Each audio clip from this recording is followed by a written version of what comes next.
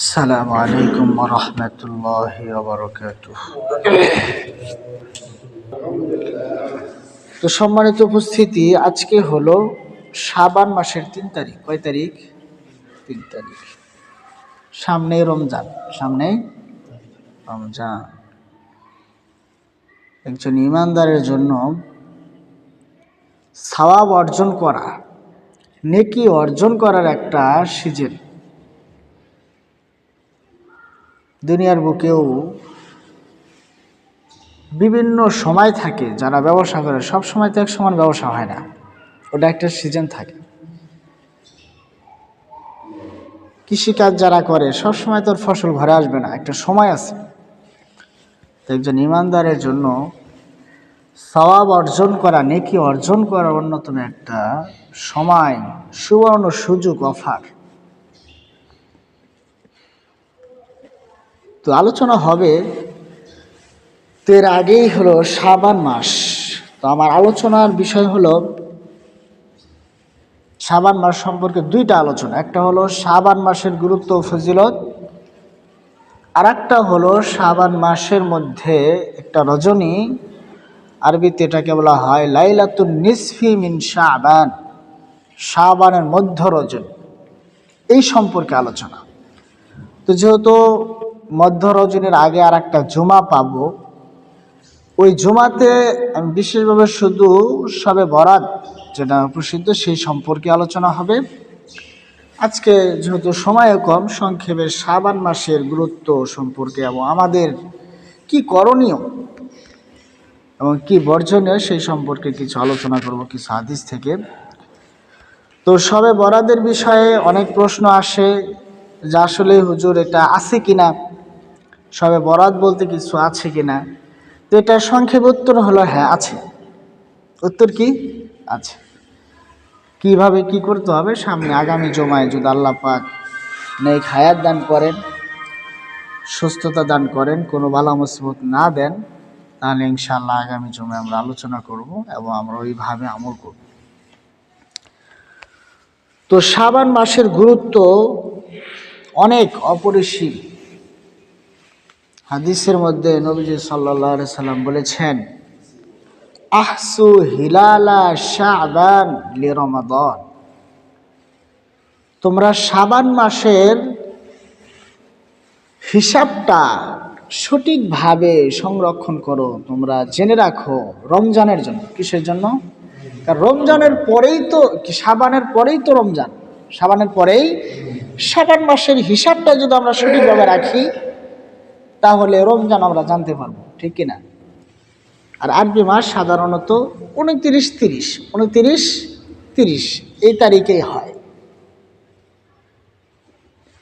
তো এই জন্য নবীজি খুবই গুরুত্বের সাথে বলেছেন আহসু হিলালা। এখানে আরবি গ্রামার অনুযায়ী বহু বচন ব্যবহার করেছেন, সকলকেই, মানে সকলকে লক্ষ্য করে বলেছেন সবাই যেন এটা হিসাবটা রাখে, সবাই যেন এটা হিসাবটা রাখে। কারণ রোজা ফরজ তো, মানে যাদের উপর ফরজ হওয়ার কথা সবার উপরেই তো হবে, আর যাদের হবে না ওটা তো বাদ পড়ে যাবে। এই জন্য আজকালকে দেখা যায় আমরা অনেক বাংলা ইংরেজি অনেক তারিখ আমরা মনে রাখি, মুখস্থ রাখি, কিন্তু আরবি মাস, আরবি তারিখ আমরা কি রাখি না, মনে রাখি না। তো যাই হোক, বিশেষ করে অন্যগুলো না রাখলেও বিশেষ করে এই শাবান মাসের তারিখগুলো আমরা সবাই মনে রাখার চেষ্টা করব, পারবো তো ইনশাআল্লাহ। বিভিন্ন ক্যালেন্ডার থাকে, এখন 3 ভাষার ক্যালেন্ডার হয়, বাংলা, আরবি এবং ইংরেজি। তো ইংরেজি যখন জানবো পাশাপাশি আরবিটাও দেখে নিব যে আজকে কত তারিখ। বাংলাটাও অনেকে জানে, মহিলা মানুষও যায়, তারাই বেশি জানে যে আজকে কি কন। আপনি আপনি না জানতে পারেন, মহিলা মানুষ জানে। এ কি কয়, পুষ মাসের আজকে এতদিন গেল, কয় না? না না না, ঠিক আছে, আমি মহিলাদের কথা বলতেছি। আর ইংরেজি তো সবাই জানে, ওটা তো আমি বললামই। তো দেখা যায় তারপরে অনেক, মানে পুরুষরাও বাংলা জানে যে আজকে অমুক মাসের আজকে এতদিন, তাই না? বিশেষ করে মা বোনেরা বেশি জানে যে আজকে পুষ মাসের আজকে বাংলা হইলো, দাঁড়ান আমি দেখতেছি একটু,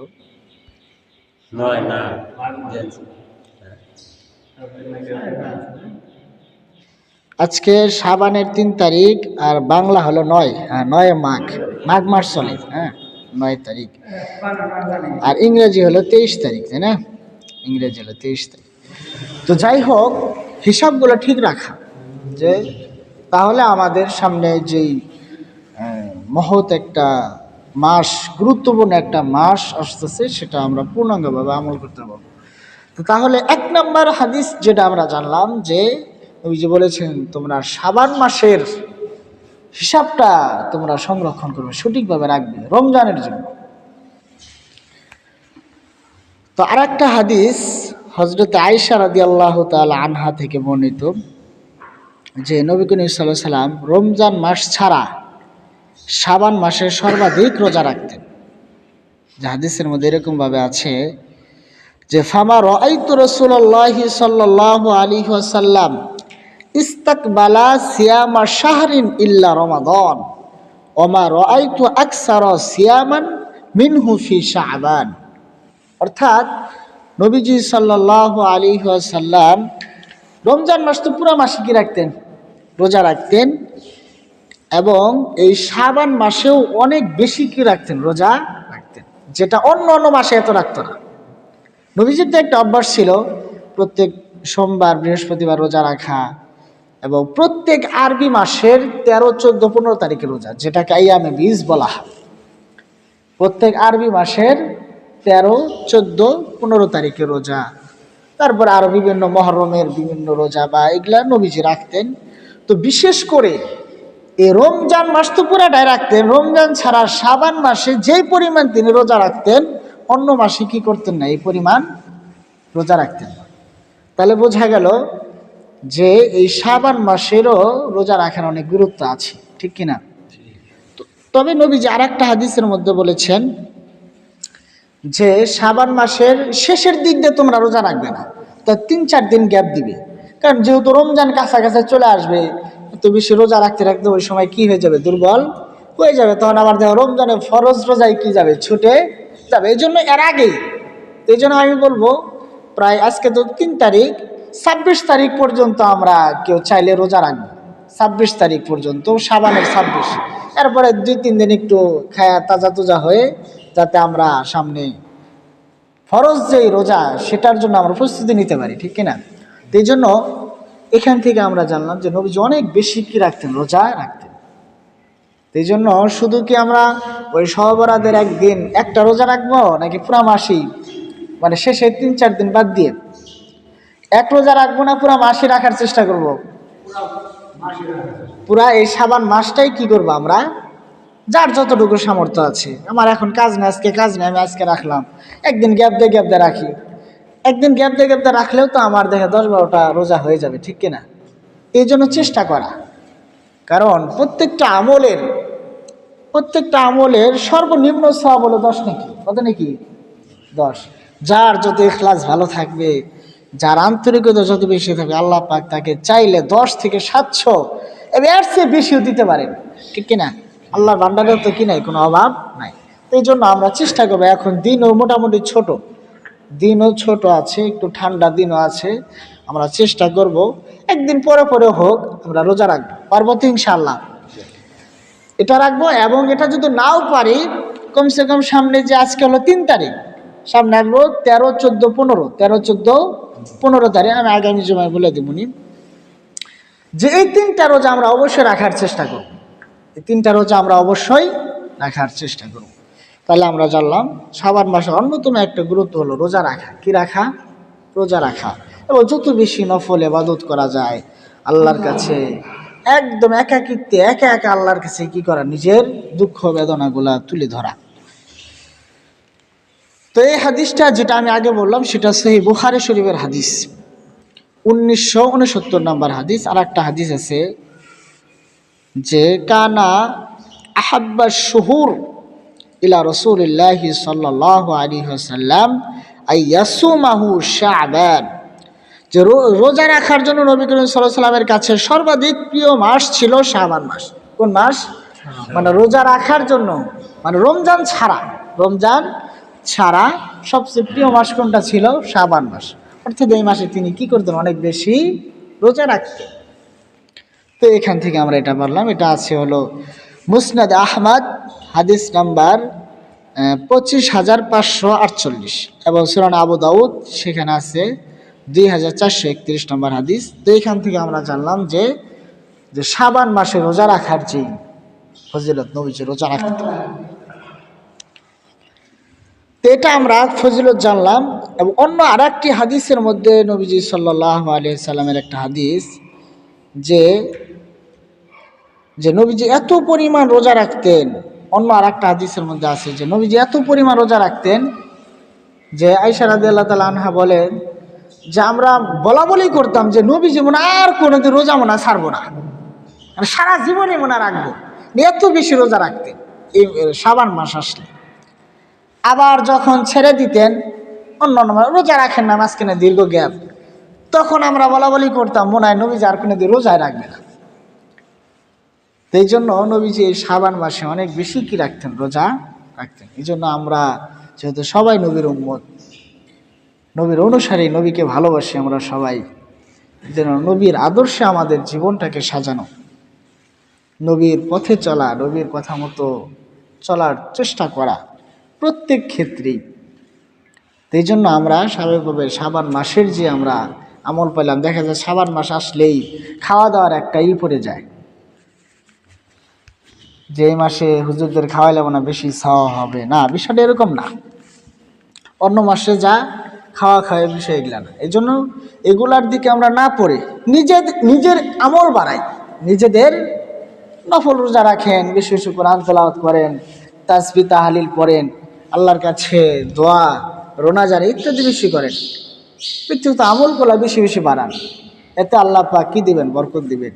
ওই খাওয়া খাওয়ার পিছনে না পড়ে, বিভিন্ন আনুষ্ঠানিকতার পিছনে না পড়ে, এগুলার মধ্যে আসলে আল্লাহ পাকের নৈকট্য পাওয়া যায় না। বিশেষ ইবাদত করা যায় আসলে আল্লাহ আমাদের মতো বা আমার মতো কত মানুষ জীবিত ছিল, আজকে তারা নাই। কি বলেন? এরকম নাই? গত বছর এই সময় ছিল কিন্তু আজকে এই সময় নাই, এরকম আছে না? তো এগুলো চিন্তা করা যে আসলে আমার বয়সী, আমার অমুক ভাই, আমার অমুক আত্মীয় এই সময় তিনি ছিলেন, আজকে নাই। আমিও হয়তো আগামী বছর বা আমিও নাও থাকতে পারি, 2 দিন পরে যেতে তো হবেই। কি বলেন? তাই না? এগুলো মনে করে যে আল্লাহর কাছে দোয়া করে, আল্লাহ তুমি যে আমাকে এখন পর্যন্ত জীবিত রাখছো, আবার সামনে রমজান আসতেছে, রমজান পর্যন্ত যে আমাকে পৌঁছায় দিবা বা সুযোগ করে দিয়েছো এই পর্যন্ত, তোমার হাজার শুকরিয়া। আসলে অনেক গুনাহ করেছি, তোমার অনেক নাফরমানি করেছি, তোমার অনেক শিকায়ত অভিযোগ করেছি, তুমি আমাকে মাফ করে দাও। আমার এই প্রয়োজন তুমি পূরণ করে দাও। এইভাবে যখন একাকিত্বে নিজে নিজে দোয়া করে, আমি বারবার বলি, আপনি আরবি না জানেন নিজের ভাষায় বলেন, নিজের ভাষায়, মানে আল্লাহর সাথে নিজের ভাষায় কথা বলেন যে আল্লাহ আসলে আমি কিছু জানি না, আমি অধম, আমার কোনো জ্ঞান নাই, কিচ্ছু নাই, কিন্তু আমি তোমার দরবারে হাত তুলেছি, দুনিয়ার কোনো মানুষের কাছে আমি চাইতেছি না। ছিঁড়ে ফাটা যতটুকু আমল করতেছি তুমি এগুলা কবুল করে নাও, তুমি আমার উপরে সন্তুষ্ট হয়ে যাও, আমার পরিবার, আমার সন্তানাদি, আমার আত্মীয় স্বজন সকলকে তুমি মাফ করে দাও, সকলকে বুঝ দিয়ে দাও। এইভাবে যখন আপনি নিজ ভাষায় নির্জনে একাকিত্বে আল্লাহর কাছে দোয়া করবেন, দেখবেন আল্লাহ পাক অবশ্যই দোয়া কবুল করে। বলেন সুবহানাল্লাহ। আল্লাহ পাক বলেন উদউনি আস্তাজিব লাকুম, তোমরা আমাকে ডাকো, আমি তোমাদের ডাকে কি দেব? সারা। আমরা তো ডাকতেই জানি না, বলতেই জানি না, আমরা শুধু আনুষ্ঠানিকতার পিছনে থাকি না।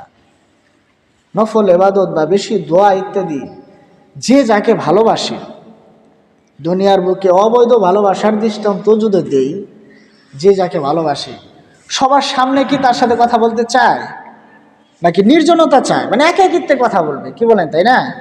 এটাই স্বাভাবিক। মানে ভালোবাসার আলাদা একটা বৈশিষ্ট্য যে তারা একটু পার্সোনাল বিভিন্ন কথাবার্তা থাকতে পারে। তো আমার আর আপনার মাঝে বা আল্লাহ এবং বান্দার মাঝে যখন ভালোবাসা হবে, তখন সে নির্জনে তার সাথে কথা বলতেছে, নির্জনে কিছু চাবে আল্লাহর কাছে, নির্জনে 2 রাকাত নামাজ পড়বে, দুনিয়ার কেউ দেখবে না, দেখবে কে? আল্লাহ তাআলা। এই জন্য এইভাবে নিজেদের আমল বানানো, নফল রোজাগুলি রাখা, শাবান মাস বেশি বেশি রোজা রাখার চেষ্টা করা, বেশি বেশি তাসবিহ তাহলিল ইত্যাদি পড়া, কোরআন তেলাওয়াত করা, না জানলে শেখা। আমি শুনেছিলাম এই যে মুর্শিদ ভাই শুরু করছিলেন, তো মোটামুটি অনেকটা আগাইতেছে, আপনারা সবাই একটু শরীক হন। একটা দুটা করে সূরা যদি ঠিক হয়, দেখা যায় আস্তে আস্তে অনেকগুলা সূরা আপনার, অনেকগুলো আয়াত আপনার মুখস্থ হবে, শুদ্ধ হবে, দোয়া কালামগুলা ঠিক হবে। আসলে দেখেন এই জীবন আসলেই সারা জীবন থাকবে না। আমি তো প্রায় সময় বলি, আমাকে আপনাকে যদি 1000 বছর হায়াত দেওয়া হয়, একদিন তো চলে যেতে হবেই। এই জন্য মোহতারাম হাজিরিন, শাবান মাস চলতেছে, সামনে রমজান, আলোচনা হবে, অনেক আলোচনা হবে। যদি আমরা আমল করি তাহলে আলোচক আর যারা আলোচনা শুনবে সবারই ফায়দা হবে। আর যদি আমরা আমল না করি তাহলে কি হবে না, কারোই ফায়দা হবে না। হ্যাঁ, শোনার তো একটু সওয়াব হবেই, আমি ভালো কথা শুনতেছি বলতেছি, এটার জন্য আলাদা একটা সওয়াব হবে। কিন্তু পরিপূর্ণ ফায়দা অর্জন করতে চাইলে অবশ্যই যিনি আলোচনা করবেন, যারা শুনবেন, সবার কি করতে হবে, আমল করতে হবে, তাহলে পরিপূর্ণ কি হবে, ফায়দা। এই জন্য আজকে আমি যেই কথা বলে শেষ করব সেটা হলো যে এই শাবান মাসের অন্যতম আমল হলো কি, বেশি বেশি রোজা রাখা। কি রাখা? আমরা লাগাতার না পারি, একদিন গ্যাপ দিয়ে আমরা রোজা রাখবো, কিন্তু শেষের দিকে আমরা রাখবো না। অর্থাৎ 26 তারিখ পর্যন্ত আমরা অফ করে দেবে, আর আগ পর্যন্ত আমরা যতটুকু পারি আমরা রাখবো। আর একটা বললাম যে একান্ত প্রতিদিন না হইলে, একদিন পরে পরে না হলেও, যে আরবি মাসের 13, 14, 15 তারিখের যে রোজা, এই 3টা রোজা আমরা অবশ্যই রাখবো। এখানে পুরুষ যারা আসছেন, এক একজন এক এক ফ্যামিলির দায়িত্বশীল, তো মা বোনদেরকে এইভাবে বলে দিবেন যে তারা, অনেকে তো তারা রাখেই, অনেক মা বোনেরা আলহামদুলিল্লাহ রোজার বিষয়ে খুবই সচেতন, রাখে। না রাখলেও তাদেরকে বলা যে এই মাসে বেশি বেশি রোজা রাখা।